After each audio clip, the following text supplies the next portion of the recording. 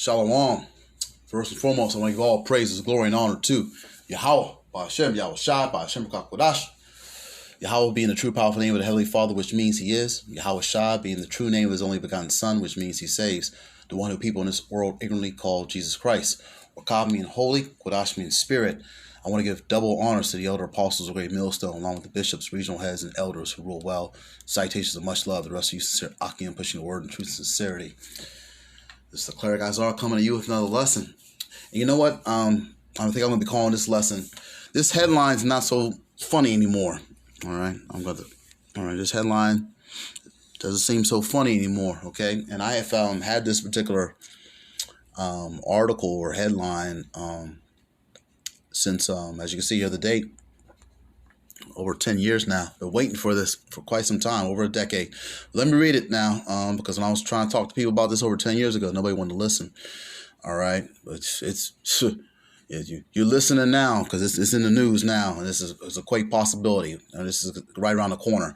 All right, as you can see here, it says Israel attacks Iran. All right, in a quick lightning attack by Israel on Iran, a number of Iran's nuclear facilities were destroyed. A rapid response by Iran has left thousands dead in Israel. Meanwhile, Egypt has attacked Israel with tanks and rockets. All right, let me read the caps. I don't want people saying I'm giving misinformation. All right, the above is fiction. Let me say this 2 more times. The above is fiction. The above is fiction. However, any day now, you will turn on your TV to these headlines. You will also see gas go from $3.98 a gallon to $10.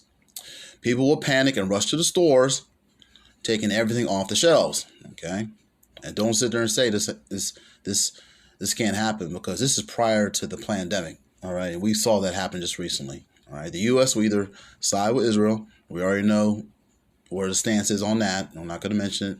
All right. Stay neutral or side with other nations. Okay.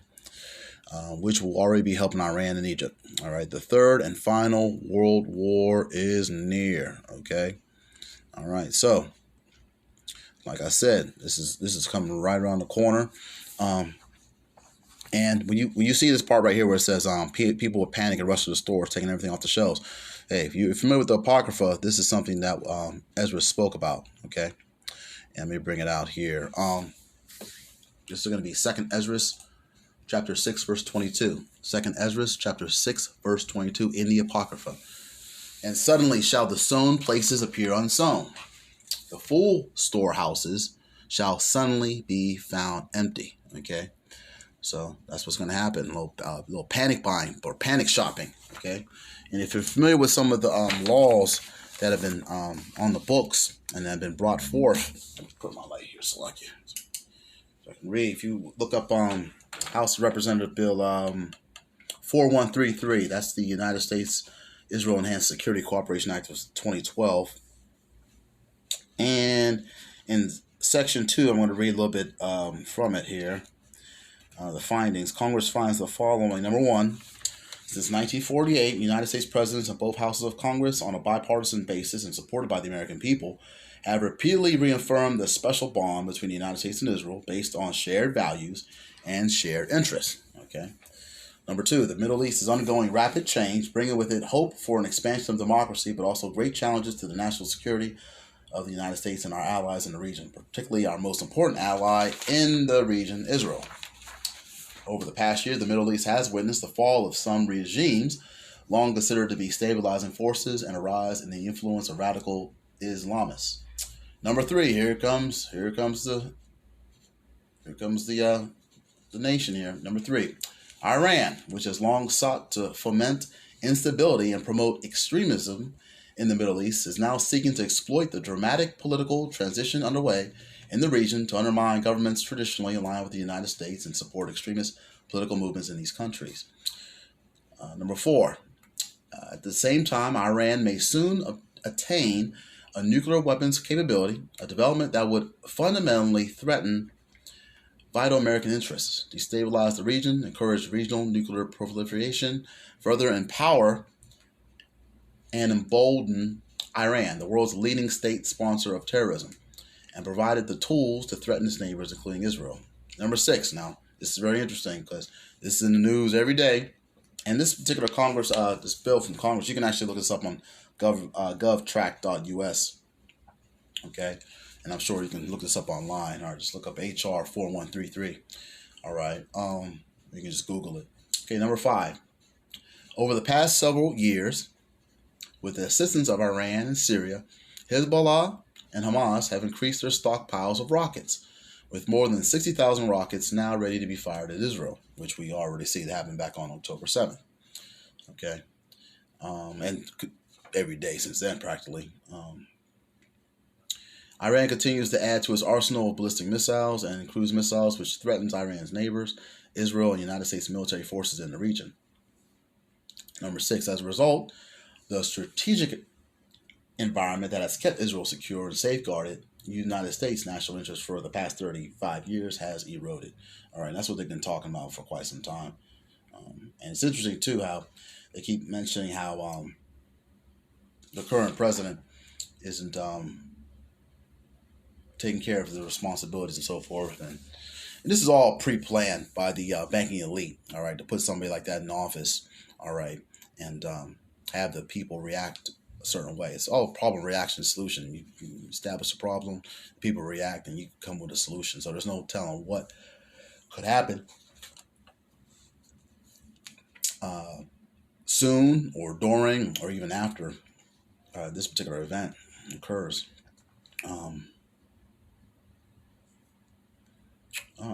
This almost looks like the tweet Obama tweeted a couple weeks ago. Section 3, the Statement of Policy. It is the policy of the United States to reaffirm the enduring commitment of the United States to the security of the State of Israel as a Jewish state. As President Obama stated on December 16, 2011, America's commitment and my commitment to Israel and Israel's security is unshakable. And you can kind of hear this rhetoric from a lot of world leaders right about now, all right, backing up what the U.S. has been saying. And as President Bush stated before the Knesset on the 60th anniversary of the founding of the State of Israel on May 15, 2008, the alliance between our governments is unbreakable, yet the source of our friendship runs deeper than any treaty. All right. Number 2, to provide Israel the military capabilities necessary to deter and defend itself by itself against any threats. All right. Number 3, to veto any one-sided anti-Israel resolutions at the United Nations Security Council. Number 4, to support Israel's inherent right to self-defense. Wow. Right to self-defense. Interesting. Okay. I'm going to read down to number 6 here because number 6, to pursue avenues to expand cooperation with Israel in both defense and across the spectrum of civilian sectors, including high technology, agriculture, medicine, health, pharmaceuticals, and energy.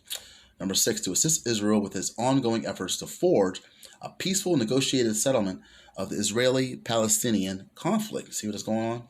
That results in 2 states living side by side in peace and security, and to encourage Israel's neighbors to recognize Israel's right to exist as a Jewish state. And you can go throughout this whole bill yourself if you ever get a chance to look it up here. It just shows you how these particular policies and plans are already established before events like this actually occur. All right, so they have something in place to make their moves. Okay, diabolical moves, I should say. And this is something from the National Journal. I've had this probably around the same amount of time. And it was this. The insider says Israel will attack Iran. And one of the things that it said also is the political window for an attack is between now and the U.S. election. And at this time, back in 2012, it was on November 6th. I think this particular election day for this year, I think it falls on November 8th. I could be wrong, though.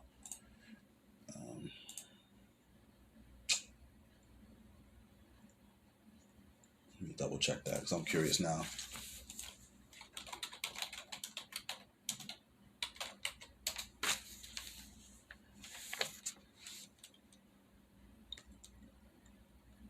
It says Tuesday, November 7th. It's going to be a Tuesday. And this is just for the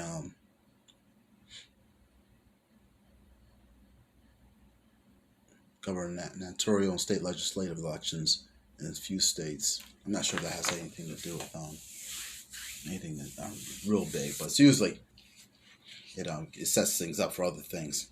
Okay. Oh, wow, look at this. This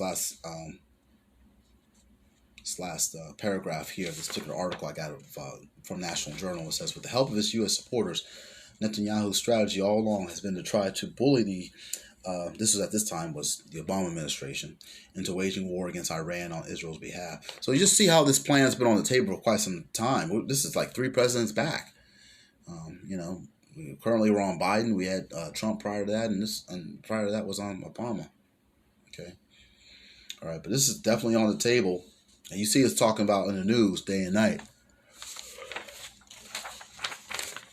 Okay, but hey, like I said, I think I'm gonna be calling this this lesson this headline isn't so funny anymore, is it? All right, to that that effect. All right, but hey, Lord willing, this lesson was edifying. I want to give all praises to Yahweh B'Shem Yahushua, who gives me the strength and the spirit to continue to strive and endure in these last days. Shalom to the hopeful elect, and on to the next video.